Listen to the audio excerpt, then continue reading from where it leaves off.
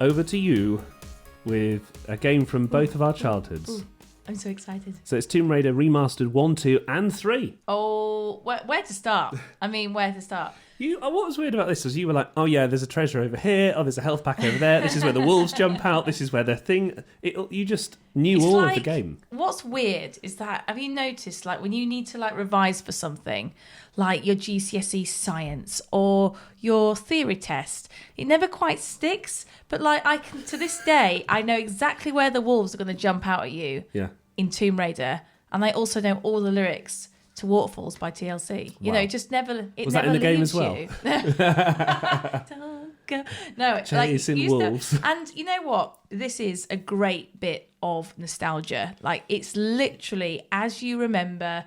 Oh, there's a cool feature. So you can switch between how you remember it back in the day. Back in the day, like the 1990s, when it was all like kind of really clunky and a bit sharp at these sharp edges, and sometimes you could kind of walk through walls. I mean, who doesn't like that? Or you can switch, you can toggle to the remastered version, and everything looks smooth and beautiful and nice. It's literally the game you all remember, but just a bit better. I actually like playing it with the original graphics because it was slightly brighter. Do you know what I mean? Yeah. Like, you could actually see where you were headed a little bit more, but they did such a great job of remastering it. Like, it just looks a lot better. Yeah. Lara Croft looks better. Everything's better. The only thing I'd say is the controls are quite difficult and fiddly, because if you use the analog sticks, I was playing this on the Switch, if you try and like turn right and jump at the same time, it doesn't quite do it. So you have to jump back. Oh, okay. Press it at the right time. And it took me about 10 minutes just to do a really simple task of like trying to get up. Well, that's the game difficulty comes not from the game being difficult, but it's from the controls. They force you to just do sections over and over again because they're such bad controls. Now, this is also available on the PS5, and I wonder if I played it on the PS5, I might find it easier. Maybe Let me tell you, I played it on the PS5. Okay. No.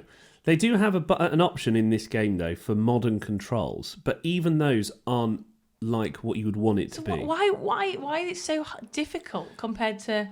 I think other games? So people online have described these controls as tank controls. So Lara Croft is like a tank, and you're like, exactly, walk up to the edge, slowly reverse backwards, run, jump, make sure you press the grab button. Yeah. Oh no, you've missed. Try do it all again. But it slows the game down, and like it's such a classic game, and it's still. But we must have put up with that. Well, yeah, because we had nothing else to do back then. Now I've got other stuff to do. The games are better and more...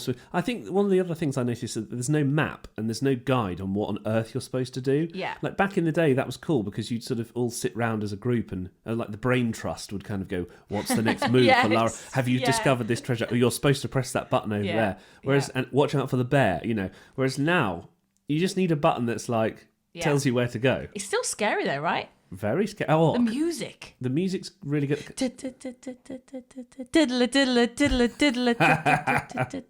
But also my never leaves you.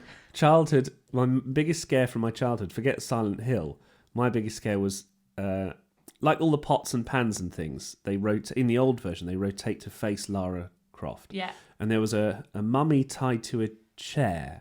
From what I remember. Yeah. And then when you walked around it followed you around the room, so I thought it was alive. I actually, on the PlayStation, I went back and found it. Did you? Yeah, and I've got footage of it. Oh my and it is appallingly terrifying. Even now, it's like, why is it moving? I still find the butler terrifying, though. Do he you? Just follows you around the house. It's creepy. Anyway, I would give it... Go on, no. There's 3 games here, remember? So you've got Tomb Raider 1, 2, and 3 remastered, but it's all, it's all the same kind of thing. Give it an 8 out of 10. Oh, wow. What, so losing just the 2 points for the controls? For the controls. Because I suppose that's what they were like. Wow. Yeah. So £22 to £25, which is a lot of game for your money. It depends on what console, but it is on Switch, PlayStation. It's on lots of different platforms. And PC, which I think is what I played it on originally.